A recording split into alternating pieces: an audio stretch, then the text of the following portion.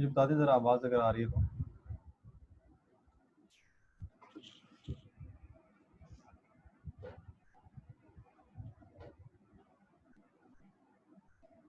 ठीक है।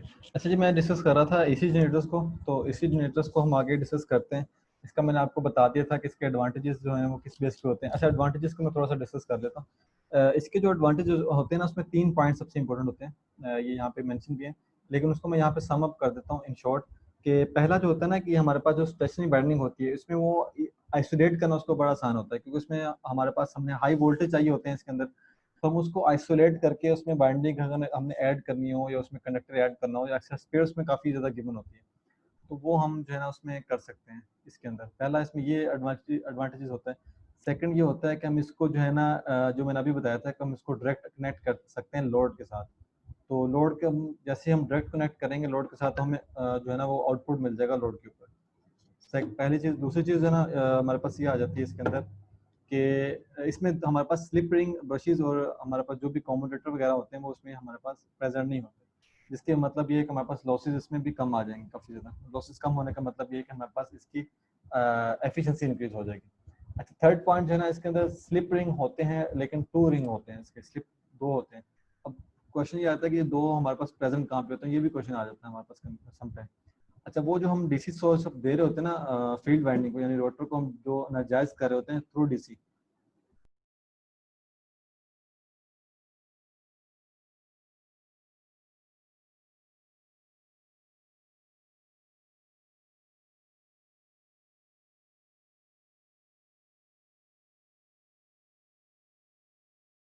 अच्छा, मेरी आवाज़ आ रही है? आई थिंक मुझसे डिस्कनेक्ट हो गया था। आई थिंक अब है मेरे ख्याल में available। ठीक है। अच्छा, मैं यहाँ पे ना इसके 3 बता रहा था, एडवांटेजेस बता रहा था इसके। तो इसमें पहला जो एडवांटेजेस है मैंने ये बताया था कि इसमें स्टेशनरी वाइंडिंग में ना उसको हम आइसोलेट कर सकते हैं। आइसोलेट करना क्यों पॉसिबल होता है, क्यों करते हैं कि ताकि हम उसमें फर्दर कोई भी फील्ड वाइंडिंग जो आर्मेचर वाइंडिंग ऐड कर सकें या उसके कंडक्टर्स को इंक्रीज कर सकें। पहली बात उसकी हम करने की वजह ये होती है कि हमें वोल्टेज बहुत ज़्यादा चाहिए होती है आउटपुट के ऊपर, ताकि उतना ही वो ईएमएफ इंड्यूस हो जाता है उसके अंदर। सेकंड पॉइंट इसमें मैंने ये बताया था कि जो हमारे पास स्टेशनरी वायरिंग होती है उसके अंदर हम डायरेक्ट लोड अटैच कर सकते हैं। डायरेक्ट लोड अटैच करने का मतलब ये है कि हम उस पर कोई भी बोर्ड लोड, यानी कि कोई भी सोर्स मोटर कह लें, यहाँ पे कोई भी बल्ब या कोई भी लोड कह दें, हम उसको स्टेटर के साथ अटैच कर सकते हैं उसको, तो वो हमें उस पर आउटपुट पर रिजल्ट देगा। फिर थर्ड चीज़ में ये थी कि हमारे पास स्लिप रिंग वगैरह ब्रशेज नहीं होते हैं इसके अंदर, जिसकी वजह से हमारे पास लॉसेज जो है ना वो बहुत कम होते हैं। अगर लॉसेज को कम करें तो फिर हमारे पास की एफिशिएंसी जो है ना वो ऑटोमेटिकली इंक्रीज हो जाती है एसी जनरेटर्स की। फर्दर जो थर्ड इसका पॉइंट है, इसके हमारे पास 2 एसी इसमें 2 हमारे पास स्लिप रिंग होते हैं। और क्वेश्चन भी हमारे पास आ जाता है कि 2 जो स्लिप रिंग होते हैं हमारे पास कहाँ पे किस जगह पे प्रेजेंट होते हैं। तो वो जो हमारे पास 2 स्लिप रिंग होते हैं वो हमारे पास डीसी सोर्स जो हम अप्लाई करते हैं रोटर को एनर्जाइज करने के लिए, तो उस केस में हमारे पास जो है ना वो दोनों 2 स्लिप रिंग उसके ऊपर प्रेजेंट होते हैं। ठीक है, तो ये हमारे पास 3-4 पॉइंट्स हैं। ये 4 पॉइंट्स को बेशक छोड़ दें, ये जो हमारे पास 3 मेन पॉइंट्स हैं वो मैंने आपको यहाँ पे पहले बता दिए। अच्छा, कंस्ट्रक्शन की बात करें अगर, तो इसमें हमारे पास स्टेटर पार्ट होता है। ठीक है, जो सेक्शन होता है उसमें जो है उसकी शीट 3 लैमिनेशन टाइप की इसमें हुई होती है। ठीक है, और उसमें जो है ना हमारे पास आर्मेचर करंट होता है। वो किस फॉर्म में होता है, वो स्टार जो आर्मेचर जो होता है हमारे पास स्टार कनेक्शन की फॉर्म में अटैच होता है, यानी उसका जो हमारे पास न्यूट्रल होगा वो हम उसको ग्राउंड करे होंगे, ये यहाँ पे ये मेंशन दिया हुआ है। जो हमारे पास रोटर है वो हमारे पास रोटेटिंग पार्ट होता है। इसमें हमारे पास फील्ड वाइंडिंग की होती है। उसमें हमारे पास 2 तरह के आ जाते हैं, सैलिएंट और नॉन सैलिएंट। जो हमारे पास यही दो ना वो बहुत इंपॉर्टेंट है, इसमें से क्वेश्चन आ जाता है बहुत ज़्यादा। तो अगर मैं सैलिएंट की बात करूँ तो ये हमारे पास यूज़ होते हैं for low and for medium speed के लिए, यानी लो और मीडियम स्पीड के लिए यूज़ होते हैं। अच्छा, अगर वो रेंज पूछ लेता है तो ये 120 से लेके 400 आरपीएम तक इसको हम यूज़ करते हैं। 120 से 4 आरपीएम तक यूज़ करते हैं। और जो हमारे पास है नॉन सैलिएंट, और इसको हम यूज़ करते हैं हमारे पास डीजल इंजन्स के लिए और टरबाइन के लिए हम यूज़ करते हैं इसको। और जो हमारे पास नॉन सैलिएंट होते हैं उसको हम यूज़ करते हैं फॉर 1500 से लेके 3000 आरपीएम तक। इसको हम इस स्पीड की आरपीएम के लिए जो है ना वो नॉन सैलिएंट को यूज़ करते हैं। ठीक है, और इसको हम यूज़ करते हैं स्टीम इंजन वगैरह के लिए हम यूज़ करते हैं। अगर हम इसको फिगर के पॉइंट ऑफ व्यू से देखते हैं, तो ये जो हमारे पास है इसका डायमीटर भी मैंने बताया था ज़्यादा है, और ये साइलेंट पोल है। और ये जो हमारे पास सिलेंड्रिकल जो शो कर रहा है ये हमारे पास नॉन जो है ना वो साइलेंट है। इसमें हमारे पास जाहिर सी बात है कि डायमीटर बहुत कम होगा, इसलिए हम इसको ज़्यादा प्रेफर किया जाता है। अच्छा, अब इसके ऑपरेशन के ऊपर आ जाते हैं अल्टरनेटर की। और ऑपरेशन में सबसे पहला जो फार्मूला है वो बहुत इंपॉर्टेंट है, एफ फ्रीक्वेंसी का, F is equal to N P by 120। ठीक है, इस फार्मूला के अंदर जो है ना वो काफ़ी चीज़ें पूछ सकता है, वो एन पूछ सकता है, वो पी पूछ सकता है, वो एफ पूछ सकता है। ठीक है जी। अच्छा जी, अगर मैं इसमें वर्किंग को थोड़ा सा एक्सप्लेन करूँ यहाँ पे, तो इसमें होता क्या है, मैं यहाँ पे रिटर्न भी कर दूंगा साथ साथ, कि हमारे पास रोटर जो होता है वो रोटेट करता है। ठीक है, जो एनर्जाइज होता है by the help of DC source. ठीक है, जिसमें हमारे पास एन और पी पोल्स आ जाते हैं। ठीक है, जो डेवलप होते हैं हमारे पास रोटर के ऊपर। ठीक है, मैं थोड़ा सा स्पीड से पढ़ रहा हूँ क्योंकि हमने आईएम भी खत्म करना है, हमारे पास 9:30 पे जो है ना वो सेकंड सेशन मैडम का है, वो मैथ का, वो भी स्टार्ट होगा। अच्छा, उसके बाद जो रोटर है ना वो रोटेट होता है एंटी क्लॉकवाइज। जो उसकी रोटेशन और डायरेक्शन जो उसकी होती है वो by mean of prime mover होती है रोटर की। ठीक है, प्राइम मूवर की वजह से उसकी डायरेक्शन हो रही होती है, विच रिजल्ट ये क्या होता है कि हमारे पास मैग्नेटिक फ्लक्स जो है ना वो इंड्यूस होता है इन स्टेटर आर्मेचर वाइंडिंग। ठीक है, उसमें स्टेटर के अंदर जो कंडक्टर्स होंगे, उसको जो हमारे पास फ्लक्स है उसको कट करेगा, तो उसके अंदर ईएमएफ इंड्यूस होगा। ठीक है, तो इस ईएमएफ इंड्यूस की वजह से क्या होगा कि हमारे पास जो वोल्टेज है वो इंड्यूस होना स्टार्ट हो जाएंगे स्टेटर के अंदर। ठीक है, अगर ये क्वेश्चन मेरे पास आ जाता है, ये क्वेश्चन आया भी हुआ है एनटीएस के अंदर, कि magnitude of voltages in stator winding या armature winding depend upon the following things. ठीक है, तो वो हमारे पास रोटर के फ्लक्स के ऊपर डिपेंड कर रहा होता है। जितना ज़्यादा फ्लक्स कट कर रहा होगा, इस तरह जितना ज़्यादा फ्लक्स कट करेगा आपके कंडक्टर को, आर्मेचर की वाइंडिंग को, उतना ही ज़्यादा उसके अंदर ईएमएफ इंड्यूस होगा। तो इसका मतलब ये है कि जितना ज़्यादा इंड्यूस होगा उतनी ही ज़्यादा उसके अंदर वोल्टेजेस ज़्यादा इंड्यूस हो रहे होंगे। बाकी अगर मैं इसमें बात करूँ फ्लक्स की, तो उसमें नंबर ऑफ पोजीशन पे भी डिपेंड करता है, कंडक्टर की स्पीड पे भी डिपेंड करता है। जाहिर सी बात है, जितनी रोटर की ज़्यादा स्पीड होगी उतना ही ज़्यादा उसके अंदर फ्लक्स इंड्यूस हो रहा होगा। अच्छा जी, ये सारी चीज़ें हो गई इसके अंदर। बाकी जो है ना इसके अंदर फ्रीक्वेंसी मैंने आपको बता दिया, फ्रीक्वेंसी का फॉर्मूला बहुत इंपॉर्टेंट है। ठीक है, अच्छा आर्मेचर बाइंडिंग का कंसेप्ट यहाँ पे इंपॉर्टेंट है। आर्मेचर बाइंडिंग से पहले मैं अगर यहाँ पे ना एक फॉर्मूला है ईएमएफ का, आर्मेचर बाइंडिंग। अच्छा, आर्मेचर बाइंडिंग को मैं नेक्स्ट डिस्कस करता हूँ, लेकिन उससे पहले यहाँ पे ये जितने भी हमारे पास फैक्टर्स आ रहे हैं इनको बेशक स्किप कर दें। ये मुझे अगर आप बता दें मेहरान, ये है इंपॉर्टेंट, डिस्ट्रीब्यूशन फैक्टर्स और ये फॉर्म फैक्टर वगैरह, हमारे पास पिच फैक्टर। ये ये नहीं है इम्पोर्टेंट, मैंने नहीं देखे सर इससे रिलेटेड कोई क्वेश्चन। हाँ, मैंने वो एक सीनियर से डिस्कस किया था, तो उसने भी मुझे ये कहा था कि इसमें अगर आपने डेप्थ में ही है, मतलब आप ज़्यादा चीज़ें ऐड कर रहे हैं, इसमें से अच्छा अगर उसने क्वेश्चन देना ही हुआ तो ईएमएफ से दे देगा, क्योंकि इसके अंदर से फार्मूला जो ड्राइव हो रहा है कि ईएमएफ जो है ना पर फेज, वो पूछ सकता है कि ईएमएफ पर फेज किस तरह से हमारे पास इंड्यूस होता है। उसका फार्मूला याद रखना है इसके अंदर। इसका जो फार्मूला यहाँ पे ये दिया हुआ है, ईएमएफ जो होता है पर फेज में 2.22 एफ 5 जी, इसके इक्वल होता है। ठीक है, तो यहाँ पे फ्रीक्वेंसी भी बता दी इसमें जाएगी। एक जी जी। जो भाई इसमें एक वेबसाइट है, उससे उसमें पीडीएफ फाइल्स मौजूद है ना, तो उसमें ये फायदा है कि वहाँ पे प्रॉब्लम्स भी हैं, उसके जितने भी चैप्टर्स वगैरह हैं, और उससे रिलेटेड जो जनरल क्वेश्चंस हैं वो भी हैं। तो वो बहुत इंपॉर्टेंट साइट है, वो उससे फिर फाइल्स वगैरह मशीन्स के डाउनलोड कर लेना, जो भी करना चाहता है मैं शेयर कर दूंगा। वो बहुत इंपॉर्टेंट है इतिहास के हवाले से। ठीक। अच्छा, वो इधर भी बल्कि बता दें, क्योंकि इसको भी हम अपलोड करेंगे उसके ऊपर। कुछ लोग जो है यूट्यूब के ऊपर वो नहीं ऐड होते ग्रुप के अंदर, तो वो फिर पूछते होते हैं उधर क्वेश्चन। अच्छा, ये मैं लिंक शेयर कर दूंगा। ये allexamsreview.com एक वेबसाइट है, तो वो देख लीजिएगा ज़रूर। चल ठीक है जी। अच्छा, ये allexam.com जो है ना वो इस तरह का बताइए साइट, उसको आप देख लीजिएगा। उसके ऊपर पीडीएफ वगैरह दी हुई है with the help of numericals, तो उसको आप देख लीजिएगा। बाकी ईएमएफ का मैंने यहाँ पे बता दिया है, इसको, इस फार्मूला को आपने देख लेना, इसी की बेस पे जो है ना फार्मूला न्यूमेरिकल्स वगैरह सॉल्व हो रहे होंगे आपके। अच्छा, बाकी अगर मैं, अच्छा armature reaction in case of DC generator हमने देखा था, अब हम देख लेते हैं सिंक्रोनस जनरेटर के ऊपर, देख लेते हैं आर्मेचर रिएक्शन का किस तरह से इफेक्ट होता है। अगर आर्मेचर रिएक्शन की बात की जाए तो सबसे पहले मैंने इसमें बताया था कि इफेक्ट ऑफ आर्मेचर रिएक्शन होता है बेसिकली क्या है, कि आर्मेचर की वजह से, आर्मेचर की फ्लक्स की वजह से जो इफेक्ट हो रहा होता है उसकी करस्पॉन्डिंग पार्ट के ऊपर, यानी कि उसका करस्पॉन्डिंग पार्ट रोटर आ जाता है। ठीक है, तो उसके ऊपर, उसकी फ्लक्स के ऊपर जो भी इफेक्ट हो रहा होता है उसको हम आर्मेचर रिएक्शन कहते हैं। इसके ऊपर हमारे पास सबसे जो मेन डेफिनेशन है वो ये वाली है, डिफाइन किया हुआ है, the effect of armature flux on a flux produce by a field ampere turn, जिसे हम रोटर एम्पियर टर्न भी कहते हैं। तो ये हमारे पास आर्मेचर रिएक्शन होता है। ठीक है जी। अच्छा, अगर इसको मैं थोड़ा सा और सिंप्लीफाई करके बताऊं यहाँ पे फैक्टर्स के फॉर्म के ऊपर, तो ये हमारे पास क्या कर रहा होता है, ये डीमैग्नेटाइज कर रहा होता है, यानी कि डिस्टॉर्शन वगैरह पैदा कर रहा होता है। ठीक है, लेकिन हम यहाँ पे जो इसकी बात करेंगे ना वो पावर फैक्टर के केस में बात करेंगे। ठीक है, तो ये बहुत ज़्यादा इंपॉर्टेंट है, ये मैं अभी इसके बहुत ज़्यादा क्वेश्चन आए भी हुए हैं लेस्को वगैरह में, नेस्पाक में है। इसका मैंने यहाँ पे आपको बताऊंगा इसके ग्राफ के थ्रू, ये सारी जो चीज़ें बताई ना इसने, इसी की समरी यहाँ पे की हुई है। तो समरी से मैं इसका सारा आपको शो करूँगा इसमें क्या बताया हुआ, ठीक है जी, इसको आप ज़रा देख लीजिएगा ध्यान से। अच्छा जी, इसमें ना उसने सारी चीज़ें बताई हैं सबसे पहले। अच्छा, सबसे पहले मैं डिस्कस करता हूँ कि जब हमारा पावर फैक्टर 0 होगा तो उस केस में क्या होगा। ये थर्ड पॉइंट को मैं पहले डिस्कस कर रहा हूँ, यानी मेरे पास पावर फैक्टर जो है ना वो 0 है, पहली बात।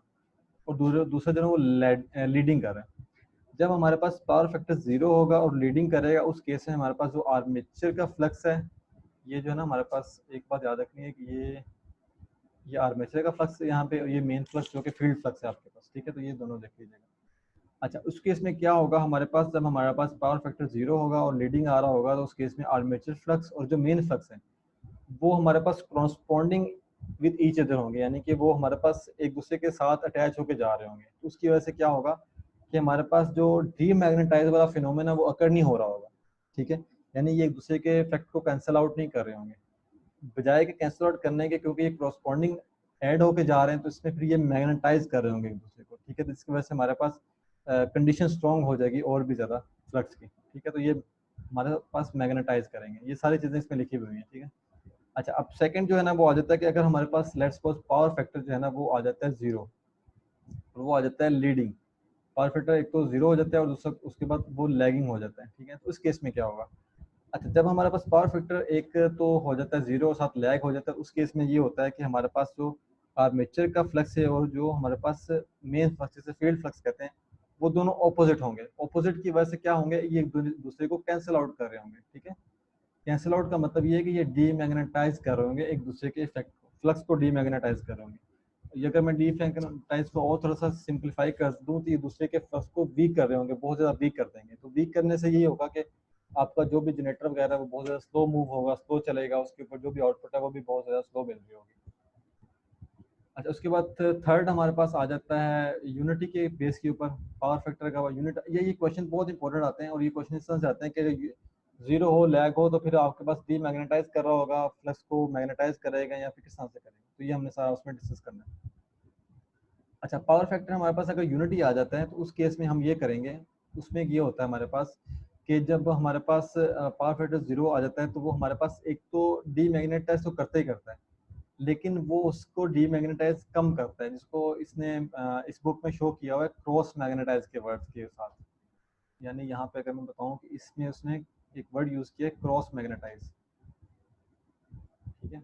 अच्छा, क्रॉस मैग्नेटाइज उसने बेसिकली ये कहा है कि वो होता वही है कि वो वीक करता है, लेकिन वो जितना ये होता है ना लैगिंग, उससे ज़रा कम वीक कर रहा होता है, ठीक है। तो इसमें ज़रा आपने याद रखना है, अगर मैं इसको थोड़ा सा और मैं सिंप्लीफाई कर दूँ तो इसमें जो डिस्टॉर्शन होगी वो थोड़ी कम होगी, यानी इसमें लेस डिस्टॉर्शन होगी, तो इसमें जो डिस्टॉर्शन होगी वो बहुत ज़्यादा बिग, यानी बिग ज़्यादा होगी या मोर डिस्टॉर्शन होगी, ठीक है। तो यानी ये फिर कम्प्लीटली वीक कर देगा उसके फ्लक्स को, और जो हमारे पास क्रॉस मैग्नेटाइज है वो थोड़ा सा कम करेगा, ठीक है जी। तो ये बहुत इंपॉर्टेंट है ये वाला, इसमें से क्वेश्चन जो है ना वो काफ़ी आ जाता है। अच्छा जी, नेक्स्ट, अच्छा ये आगे ये भी बड़ा इंपॉर्टेंट है कि अगर हम ऑल्टरनेटर जो है, ऑल्टरनेटर यानी कि आपके पास जो स्टेटर है, आर्मेचर की जो वाइंडिंग है उसके ऊपर अगर हम लोड अटैच कर देते हैं तो फिर क्या क्या इफेक्ट होगा। तो ये मैं ना यहाँ पे फिगर के साथ ये एक्सप्लेन कर देता हूँ यहाँ पे, तो फिगर से हम जो है ना वो ज़रा ज़्यादा देख लेंगे कि लोड अटैच करने से हमारे पास जो वोल्टेज ड्रॉप होगा वो किस किस फॉर्म में कहाँ कहाँ पे हो रहा होगा। अच्छा, ये मुझे यहाँ पे अगर आपको नज़र आ रहा हो, एक सेकेंड। अच्छा, ये हमारे पास यहाँ पे ईएमएफ है, ठीक है, जो इंड्यूस हो रहा है। ये मेरे पास आर्मेचर जो है वो उसकी वाइंडिंग है। अब आर्मेचर की वाइंडिंग की अपनी एक जो है ना वो रिएक्टेंस होती है, ठीक है, जिसे हम कहते हैं XAR। उसके बाद जो है ना आर्मेचर के अंदर एक अपनी इंडक्टेंस होती है, जो जिसे हम वाइंडिंग इंडक्शन इंडक्टेंस कहते हैं, उसको हम XL कहते हैं। उसके बाद आर्मेचर की अपनी एक रेजिस्टेंस होती है, ठीक है, जिसे हम कहते हैं RS कह देते हैं। उसके बाद नेक्स्ट यहाँ पे स्टेटर के साथ लोड अटैच होता है, यानी बल्ब कह दें या फिर कोई भी चीज़ कह दें, और ये हमारे पास सर्किट कंप्लीट है। यहाँ पे हमारे पास वोल्टेजेस आ रहे होंगे, ठीक है जी। अच्छा, इस केस में ईएमएफ जो है ना उसके ऊपर नो लोड कंडीशन हमने ऐड की हुई है, पहली तो बात ये कि हम इस पर नो लोड पे चेक करेंगे कि नो लोड के ऊपर उसकी कंडीशन क्या होगी। सॉरी, नो लोड नहीं, ये ऑन लोड के ऊपर है, ऑन लोड के ऊपर इसकी कंडीशन क्या होगी। अच्छा, ऑन लोड पे जो वोल्टेज ड्रॉप होंगे यहाँ पे केबीएल लगा देंगे सिंपल सा। केबीएल लगाएंगे तो उसके ऊपर हमारे पास क्या आएगा कि वोल्टेज ड्रॉप होंगे आई आर ए, इसकी वजह से, number 1 point. Number second point है वोल्टेज ड्रॉप होंगे ड्यू टू एक्सेल यानी कि आर्मेचर की जो लीकेज डिटेक्टेंस है ये वाली, इसकी वजह से।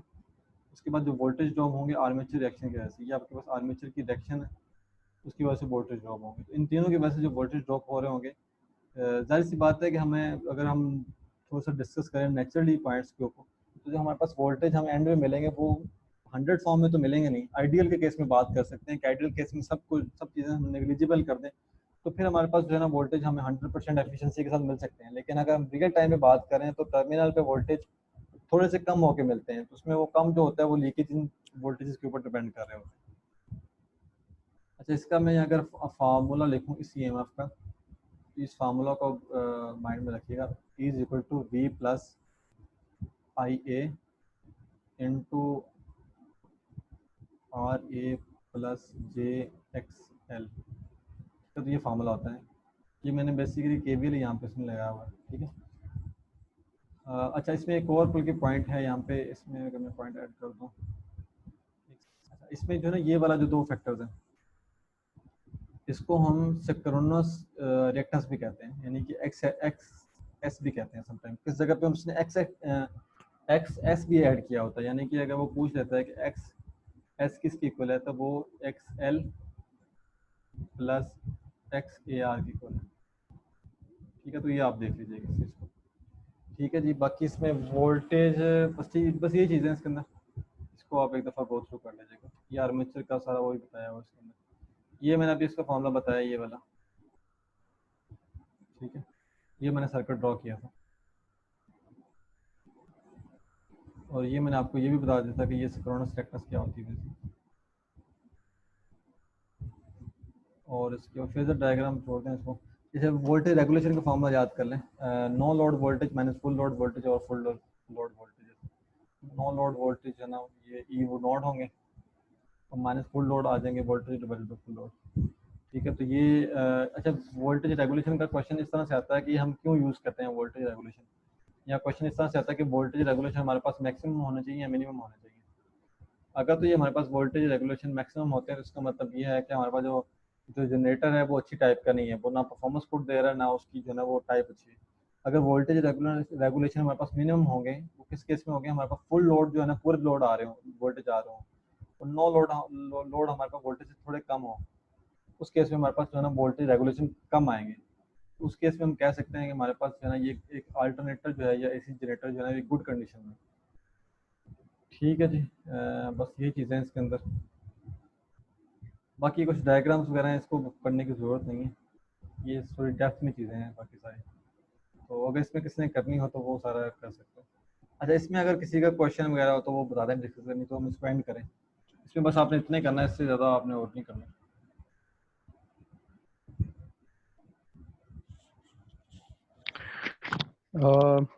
ये पैरेलल ऑपरेशन ऑफ अल्टरनेटर्स जो हैं बेसिकली इनके जो पॉइंट्स हैं ये ज़रूर बता दीजिएगा। पैरेलल में ना मैंने इसका डिस्कस पढ़ा था और डिस्कस भी किया था, तो उन्होंने ये कहा था कि जो होता है ना आपका ट्रांसफार्मर होता है, उसमें एक पैरेलल ऑपरेशन होता है। आई थिंक ये मेहरान ने बताया भी था ग्रुप के अंदर कि उसमें हमारे पास आई थिंक पोलैरिटीज एक तो होनी चाहिए सेम, दूसरा हमारे पास नंबर ऑफ टर्न्स ऐसे था सेम होने चाहिए ना। जी जी बिल्कुल। अच्छा, तो इस वो इम्पोर्टेंट है ट्रांसफार्मर के, लेकिन इसका भी आप देख लें एक दफ़ा अल्टरनेटर के केस में भी जो पैरेलल ऑपरेशन होता है उसके एडवांटेजेस क्या होते हैं कि एक तो उसमें कॉन्टिन्यूटी होती है, एफिशिएंसी वगैरह और मेंटेनेंस, ये इस केस में है। लेकिन उसको हम पहले देख लें अगर उसने यहाँ पे दिया हो। अच्छा, पैरेलल ऑपरेशन यहाँ पे दिया हुआ है। अच्छा, पैरेलल ऑपरेशन में ना कुछ कंडीशंस होती हैं सबसे पहले तो, ठीक है। वो कंडीशंस के ऊपर जो है ना वो, एक सेकंड, कंडीशंस के ऊपर डिपेंड कर रहा होता है जो भी पैरेलल आपने। पैरेलल का मतलब ये है कि आपने अगर कोई एक एसी जनरेटर है उसकी परफॉर्मेंस, उसकी रेटिंग जो है ना आगे जितना लोड है उससे मतलब कम हो गई है, उसकी कैपेसिटी से ऊपर चले गई है, तो उसकी कैपेसिटी को हमने सेम रखने के लिए, उसकी कैपेसिटी को बढ़ाने के लिए हम पैरेलल में जो है ना एक और अल्टरनेटर अटैच कर देते हैं उसी बस बार के साथ। तो वो अटैच करने का मतलब ये होता है कि उसकी कैपेसिटी जो है ना वो इंक्रीज हो गई है, तो उसकी वजह से फिर हमारे पास ये होता है कि ड्यूरिंग ड्यूरिंग जब मेंटेनेंस कर रहे होते हैं तो हम एक जनरेटर को हटा भी दें तो उसकी कैपेसिटी को जो है ना वो कन्वे कर रहा होगा, पावर सिस्टम को जो जितनी भी उसकी रिलायबिलिटी है उसको भी वो इंक्रीज कर देता है। और जब हमारे पास फॉल्ट कंडीशन में अगर कोई एक जनरेटर जो है ना वो फॉल्ट कंडीशन में आ जाता है तो उस केस में भी हमारे पास उसकी कैपेसिटी को जो है ना वो बियर कर रहा होता है। तो ये बेसिक यही चीज़ होती है इसके अंदर। बाकी अगर इसमें अगर आपने मेहरान इसमें कोई चीज़ ऐड करनी हो तो। नहीं, बस ये कंडीशन जो बेसिकली है ना, उसमें एक फ्रीक्वेंसी बहुत ज़्यादा इंपॉर्टेंट है। फॉर एग्जांपल, जो frequency of generated voltage of incoming machine है और वोल्टेज ऑफ बस बार जिसके साथ हम पैरेलल में अटैच कर रहे होते हैं वो इक्वल होनी चाहिए। दूसरा ये कि टर्मिनल वोल्टेज जो है वो भी दोनों की सेम होनी चाहिए जिसके साथ हम पैरेलल में कनेक्ट कर रहे हैं। ठीक है, बाकी फेज सीक्वेंस जो है वो भी सेम होना चाहिए और वोल्टेज रेटिंग भी सेम होनी चाहिए। ये चार चीज़ें जो है बहुत ज़्यादा इंपॉर्टेंट है। नहीं, फेज सीक्वेंस आप कह रहे हैं स्टेटर के साथ ना? जी जी बिल्कुल। मतलब उसको जो दूसरा हम करेंगे ना उसको स्टेटर के साथ अटैच करेंगे पैरेलल में आउटपुट के साथ। जो बस बार वोल्टेजेस होते हैं ना, phase sequence of bus bar voltages and the incoming machine, hmm. जो मशीन के साथ हम पैरेलल में कनेक्ट कर रहे हैं, तो जाहिर सी बात है उसमें स्टेटर ही इन्वॉल्व होगा। बिल्कुल ऐसे ही है। सही। अच्छा, दूसरा मैंने पूछना था कि जो फ्रीक्वेंसी की बात की तो वो तो हम फ्रीक्वेंसी एक वही यूज़ नहीं करते कि जो हमारे पास स्टैंडर्ड होती है 50 या 60 हर्ट्ज। वो हो सकती है, लेकिन कभी कभी हम गवर्नर को यूज करते हैं ना मुख्तलिफ अल्टरनेटर्स पे, जैसे डैम्प्स पे। कभी कभी वो लोड को चेंज करने के लिए हम गवर्नर के जरिए फ्रिक्वेंसी को ज्यादा कम कर सकते हैं ना। ये एनपीसीसी जो काम करता है, national power control centre, NTDC का जो महकमा है, वो इसी पे काम करता है कि वो फ्रिक्वेंसी कंट्रोलिंग पे काम कर रहा है। तो बेसिकली जब आप पैरेलल में कनेक्ट करते हैं दोनों को, तो आपने पहले गवर्नर्स के जरिए उन दोनों की फ्रिक्वेंसी को सेम करना होगा एट एनी कॉस्ट, वरना वो फिर जो आपको लोड रिक्वायर्ड होती है आउटपुट पे वो आपको नहीं मिलती। बिल्कुल ऐसे ही है। सही। ठीक है। या फिर मेहरान अगर इस तरह से मैंने पढ़ा था कि अगर हम कोई जो है ना वो रेटिंग लगा दें यानी कि पोटेंशियल मीटर जो ऐसा मीटर लगा दें जो कि फ्रीक्वेंसी को मेजर कर रहा हो, यानी डिजायरेबल फ्रीक्वेंसी के ऊपर ही आगे उसके जो है ना अटैच कर रहे हो जनरेटर्स को। फीडर यानी अगर हम समझ लें कि फीडर से हमारे पास जो फ्रीक्वेंसी आ रही है ना उसको मेजर जी कर लें हम। ठीक है कि वहाँ पे हमारे पास 50 हर्ट्ज आ रही है बजाय गवर्नर लगाने के। जी। तो उससे हम नहीं कर सकते जनरेटर अटैच। यार डिपेंड कर रहा होता है कि वहाँ पे फ्रिक्वेंसी रिक्वायर्ड कितनी है ना, वो तो आपके लोड पे डिपेंड करता है कि कितना लोड लगा हुआ है। अगर फॉर एग्जांपल आपको लोड ज्यादा है वहाँ पे, तो फ्रिक्वेंसी के वो इनवर्स रिलेशन में। तो फॉर एग्जांपल फ्रिक्वेंसी कम चाहिए होगी तो दोनों की फ्रिक्वेंसी अक्सर सेम नहीं होती। जब हम पैरेलल में कनेक्ट करते हैं ना, तो उसको हम पैरेलल में कनेक्ट करने के लिए फ्रिक्वेंसी को पहले सेम करते हैं। ये फिनोमेना आप यूट्यूब पे एक दो वीडियो सर्च कर लें, आपको पूरा इसका प्रोसेस मिल जाएगा, कैसे कनेक्ट करते हैं वगैरह, फ्रिक्वेंसी को कैसे कंट्रोल करते हैं। सही। नहीं, अच्छा मेरे ये तरबेला में सारा काम यही हो रहा है। जी, जी। नहीं, मुझे इसमें ना एक चीज़ कन्फ्यूजन ये थी कि जो हम फ्रीक्वेंसी को कन्वर्ट जी करते हैं वो करते क्यों? बेसिक तो हमारा जो जनरेशन होती है वो होती है 50 हर्ट्ज़ पे, ठीक है? और जो हमारे पास जी सप्लाइज़ होती है, जो हमारे पास लोड ज़्यादातर जो है ना इंडस्ट्री के अंदर भी है, जो डोमेस्टिक के अंदर है, वो भी 50 टू 60 हर्ट्ज़ के ऊपर ही ऑपरेट कर रहे होते हैं। तो ये बेसिक मकसद क्या होता है इसको कन्वर्ट करने का? ट्रांसमिशन। असल में ये कभी कभी ऐसे होता है ना कि अभी जो पावर प्लांट है गाजी बरोदा का, उसमें आई थिंक 390 मेगावाट के चार या तीन जनरेटर्स लगे हुए हैं ना, अभी कंफर्म नहीं है मुझे। तो कभी कभी ये हो जाता है कि एक शट डाउन हो जाता है किसी उसकी वजह से, फॉल्ट की वजह से। तो एक उसका जो लोड है उसको बैलेंस करने के लिए दूसरी की फ्रिक्वेंसी को कम ज्यादा करना पड़ता है ना। तो आप एक फ्रिक्वेंसी को नहीं रख सकते। एक मतलब अगर जनरेटर्स हैं पैरेलल में लगे हुए हैं, तो उनके लिए आपको फ्रिक्वेंसी को कंट्रोल करने के लिए गवर्नर मस्ट चाहिए। एक फ्रिक्वेंसी आप नहीं वो कर सकते। अगर एक शट डाउन हो जाए तो दूसरे को आपको उसका लोड बैलेंस करने के लिए फ्रिक्वेंसी को कम ज्यादा करना पड़ेगा। ठीक है। तो इसके लिए वो गवर्नर यूज़ करते वो हैं? तो जी बिल्कुल, वो गवर्नर के वो सॉफ्ट होता है ना एक किस्म का। आप वो गूगल कर लें, वो उसका पूरा पिक्चर वगैरह आ जाएगा। तो सॉफ्ट के जरिए वो गवर्नर को मूवमेंट देते हैं, उसी के थ्रू लोड मैनेजमेंट करते हैं बेसिकली। नहीं, मैंने इसका आई थिंक मुझे याद नहीं आ रहा इसका एक स्टेप अप के लिए ना फ्रीक्वेंसी के लिए भी एक होता है डिवाइस, मुझे उसका नाम नहीं एग्जैक्ट आ रहा है। उसको एम्पलीफायर कहते हैं या क्या कहते हैं उसको? एम्पलीफिकेशन में एम्पलीफायर ही कहते एम्पलीफ हैं। नहीं उसके वो तो amplification is in the case of electronics, हाँ वो यहाँ पे तो सिग्नल, गवर्नर की हाँ वो तो सिग्नल मेरे ख्याल में होता है एम्पलीफिकेशन का। जी जी। क्योंकि मैं ना वो चीज़ देख रहा हूँ कि हमें ना वेल अगर हम स्टेप डाउन स्टेप अप करते हैं ना फ्रीक्वेंसी को, तो फिर हमें आगे जो बेस स्टेशन है जहाँ पे हमारे पास जनरेटर्स वगैरह जी लगे, तो वो वहाँ पे हमें स्टेप डाउन भी तो करना होगा एक दफा, मतलब वापस फ्रीक्वेंसी में कन्वर्ट करना होगा। नहीं, उस साइट पे जब आप की जाती है वहां पे फ्रीक्वेंसी आपकी एक ही जाती है। ये मैं यहाँ पे बात कर रहा हूँ जहाँ पे बिजली बन रही है, फॉर एग्जांपल मैं उसकी बात कर रहा हूँ तरबेला की, या जो विंड पावर प्लांट है जहाँ पे बिजली बन, वो आगे जब एक दफा ट्रांसमिट हो जाती हो तो फिर सेम ही फ्रीक्वेंसी पे होती है ना, वहाँ पे तो फिर फ्रीक्वेंसी चेंज नहीं होती। ग्रिड्स तो जितने भी चल रहे हैं 220 केवी के या 500 केवी के एनटीडीसी के, सारे एक ही फ्रीक्वेंसी पे चल रहे हैं। उसका नहीं, काम यही है कि आपको पैरेलल में। हम जो जनरेटर लगाते हैं जी पैरेलल, जी वो हम प्रोडक्शन साइड पे लगाते हैं। जी जी, वो तो आप जो जनरेशन साइड पे लगाते हैं ना अल्टरनेटर्स, मैं उसकी बात कर रहा हूँ। अच्छा, सही, ठीक है, जी सही।